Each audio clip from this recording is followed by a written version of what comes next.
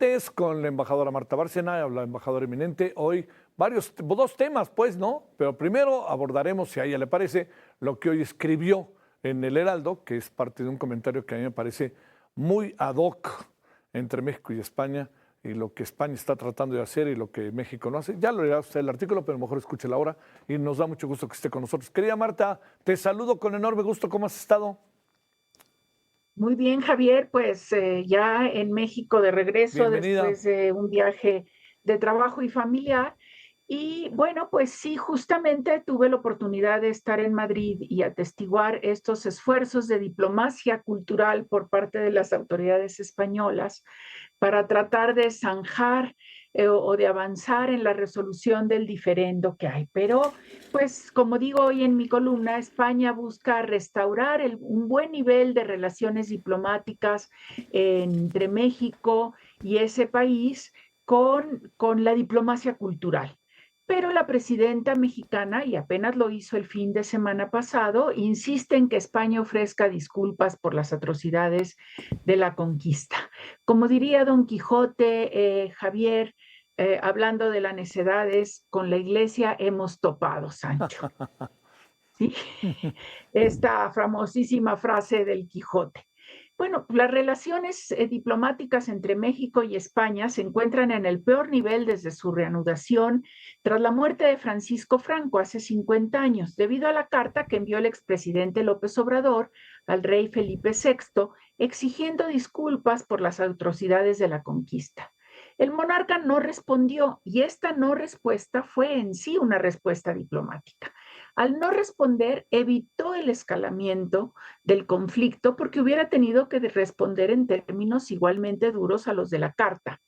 Pero en México esta falta de respuesta fue interpretada como falta de respeto, es decir, no quisieron entender los códigos diplomáticos. En España, muchas empresas y personajes comprometidos con la relación que vemos ahorita, la gran presencia mexicana en Fitur, han desplegado la diplomacia cultural como instrumento para, como diría Don Quijote, desfacer el entuerto. En 2025 estuvo la magna exposición en el Museo del Prado titulada Tan lejos, tan cerca, Guadalupe de México en España, que reseñé en su momento, con unas piezas únicas que se encuentran en conventos e iglesias de España que son difíciles de ver en tiempos normales. Antes, en 2021, se había exhibido en el Prado el biombo de la conquista de México y la muy noble y leal Ciudad de México recién restaurado. En 2025, el premio Princesa de Asturias, Concordia 2025, le fue otorgado al Museo de Antropología justamente por su labor cultural y de reflejar la identidad de nuestro país de manera tan clara. El de las artes fue otorgado a la fotógrafa mexicana Graciela Iturbide. En la ceremonia de entrega, la princesa de Asturias, la princesa Leonor, expresó su deseo de visitar México. También en 2025 el premio Cervantes recayó en el escritor mexicano Gonzalo Celorio. En este momento en Madrid, Javier, hay 4 exposiciones que vale la pena ver en Madrid simultáneas, que no se consolidaron en una sola, que quizás hubiera sido más adecuado. Se llama el proyecto La mitad del mundo, la mujer en el México indígena, inaugurado por el canciller español y quien reconoció en la inauguración el dolor y las injusticias cometidas durante la conquista. La primera parte de este proyecto es la exhibición en el Instituto Cervantes y se dedica básicamente al papel de las mujeres en los textiles, en lo que le llaman las historias tejidas, la actividad textil realizada por las mujeres indígenas, con textos muy bien curados, muy explícitos, redactados con gran cuidado, algunas piezas únicas en verdad. Curiosamente, todas las piezas arqueológicas que se exhiben proceden de la bodega de decomisos de Lina y así las identifican. Si esas piezas tan maravillosas están en la bodega de decomisos, uno se pregunta, ¿por qué en una bodega de decomisos y mejor no exhibirlas en más museos, no solo en México, sino en el extranjero? y se exhiben ahí unos huipiles y quexquémetl realmente bellos. A la vez, una segunda parte está en el Museo Thyssen-Bornemisza, que exhibe a la Reina Roja de Palenque. Desgraciadamente, la importancia de la Reina Roja de Palenque en el Museo Thyssen-Bornemisza se pierde por completo, Javier, porque está en una pequeña habitación Ujú, en medio de las enormes salas del museo ujú. dedicadas al arte medieval europeo. Es como si hubieran forzado la presencia de la Reina Roja ahí, y por supuesto no se da casi nada de contexto de la Reina Roja, y en todas las explicaciones parecerían asumir que todos debemos, mexicanos o extranjeros, debemos conocer Claro, la saber. historia de los mayas y Ujú. de Palenque, o sea, realmente una falta de contexto. En la Casa de México en España, patrocinada por el sector privado mexicano, en particular por don Valentín Díez Morodo, se exhibe la tercera muestra con piezas también extraordinarias y se imparten talleres sobre artesanías. Para mí, la mejor parte de este proyecto está en el Museo Arqueológico Nacional de España. Es una muestra amplia e interesante con piezas que por primera vez salen de México. Destacan algunas extraordinarias de Teotihuacán que encontraron, ¿te acuerdas?, en ese túnel Ujú. debajo de la calzada de los Claro, de los muertos, muertos. del templo de Quetzalcoatl, así como de Veracruz, sobre todo de la zona del Zapotal y de la zona totonaca.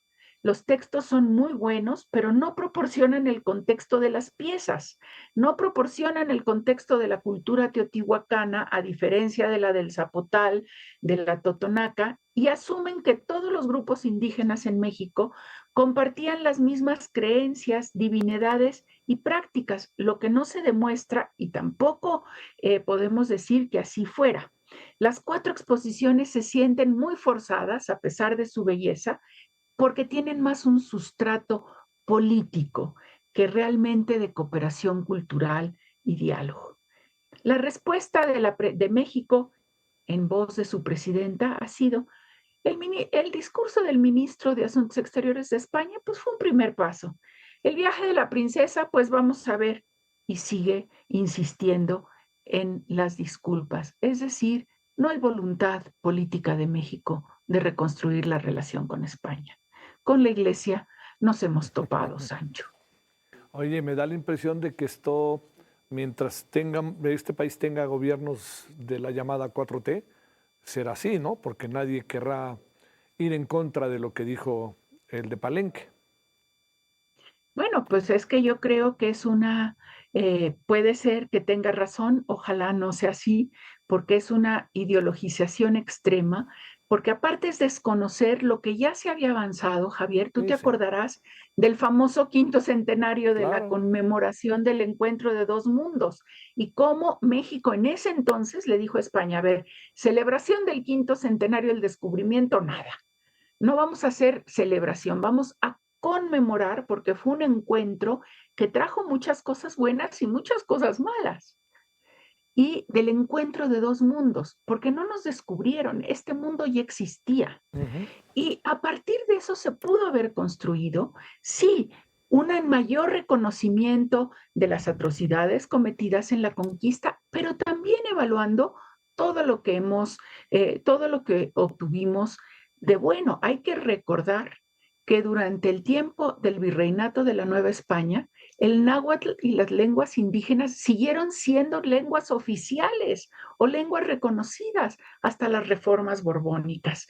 Entonces, es desconocer todo eso, es desconocer también la parte educativa, que eso no quiere decir que no se tomen en cuenta o que no se reconozcan las atrocidades, pero no todo es blanco y negro y parece que este gobierno se empecina en ver todo en blanco y negro, los buenos y los malos, los comprometidos, los que damos la vida por la patria y los traidores a la patria. Así no se puede, Sí. así no se puede, porque no hay manera de buscar un espíritu de consenso y una unidad nacional, Javier. Y lo que son las cosas, ¿eh? Ya vienen ciertas evaluaciones de historiadores de diferentes partes del mundo, no solo mexicanos, porque seguramente acabarán diciendo que es plan con maña, del libro de López Obrador sobre la grandeza, en donde se habla de diferentes imprecisiones y visiones Así es. parciales de algunos temas de la historia de México.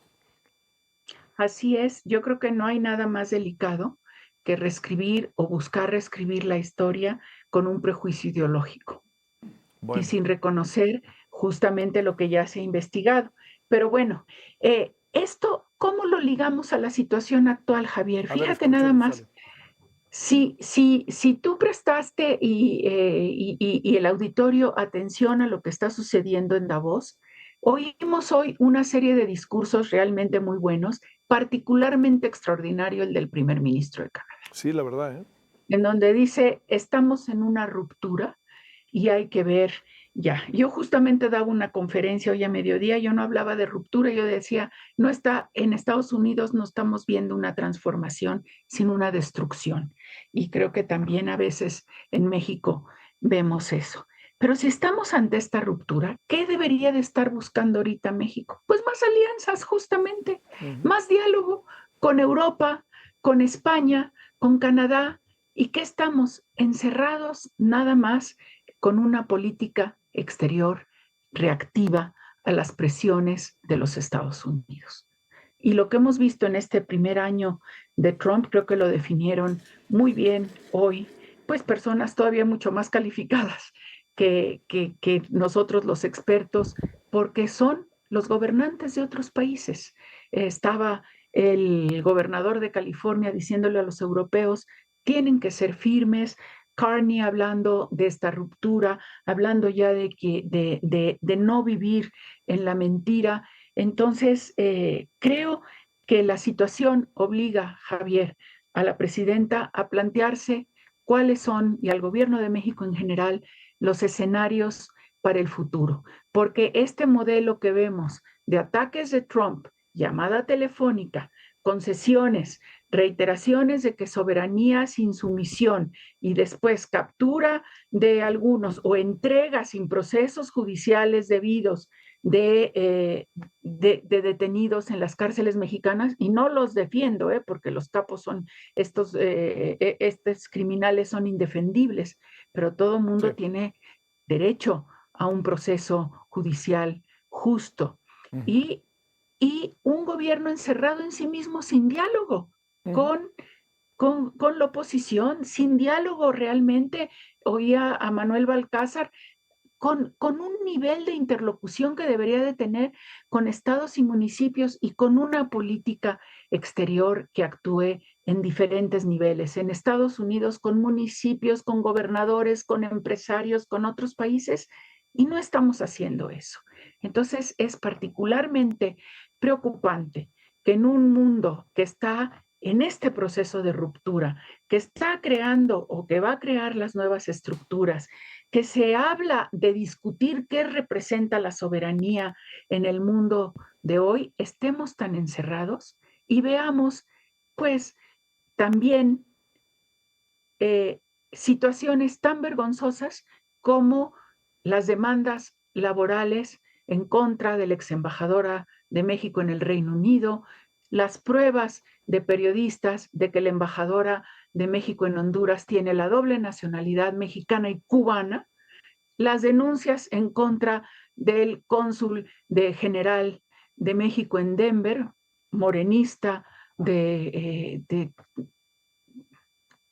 y no diplomático, cuando deberíamos de tener ahorita unas instituciones fuertes, gente preparada, competente, porque el mundo así lo exige. Te mando un gran saludo, embajadora. Bienvenida, Marta. Y muchas gracias, ¿eh? Muchas gracias a ti, Javier, y a todo el auditorio, porque lo que se viene para México y para el mundo no es fácil Sí. y se requiere la unidad. Sí, unidad de todos, no unidad De todos, no, de no todos. No lo más de los que están conmigo, ¿no? Así es, la unidad de todos, no nada más de lo que están conmigo. Te mando un saludo. Un abrazo. Adiós, embajadora. Dios. Gracias.